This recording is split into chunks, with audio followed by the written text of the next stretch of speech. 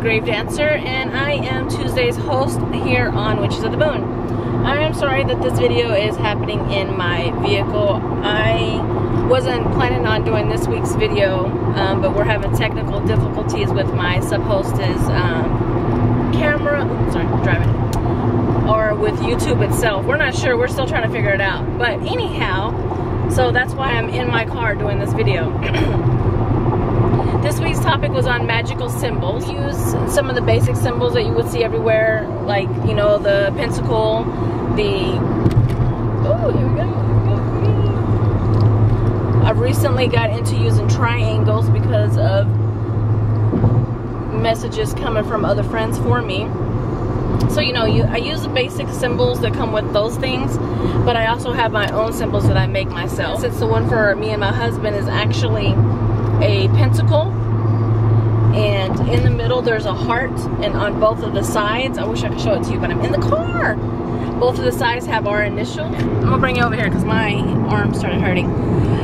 So it's basically, it's a pentacle, and in the middle there's a heart, and on each side of the pentacle where you have the upper points, it has our initials in it, and then it has four, I guess they were like quotations, you know, the little backward C's, but I have them on each corner of the circle that goes around the pentacle, and those are shields. The reason I put those there is because those are shields. And, you know, that's something that I use for our own protection. I write it on the wall above our bed, and I write it on the wall above our bed with chalk, and then I blow off the chalk so that it's not really visible for anybody else to see except for me, because I know it's there.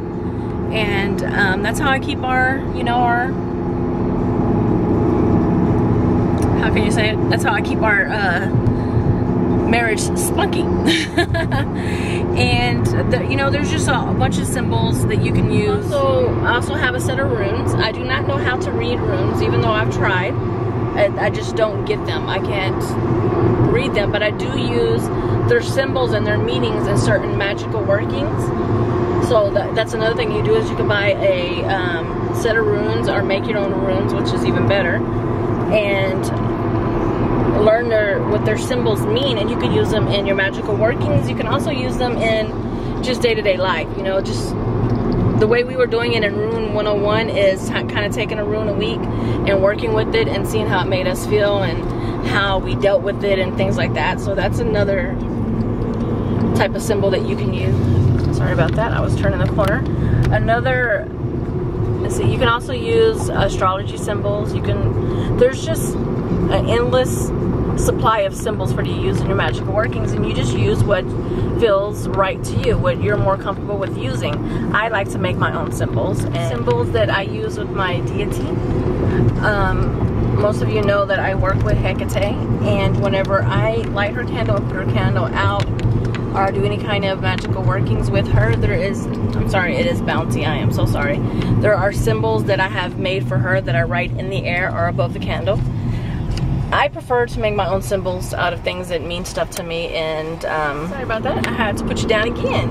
I'm not sure if it is illegal to record while driving, but I didn't want to take a chance. Anyway, so yeah, there are symbols and everything that you can find. You can use numbers and letters into your symbols and make it work. The funny thing is, I'll tell you a real quick story. Whenever I was younger, I used to doodle, like, as far back as I can remember, all through elementary, middle school, and high school, I used to doodle 2 different symbols.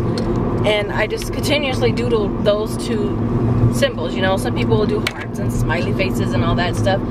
But these 2 symbols that I used to doodle, I actually use in my practice to this day.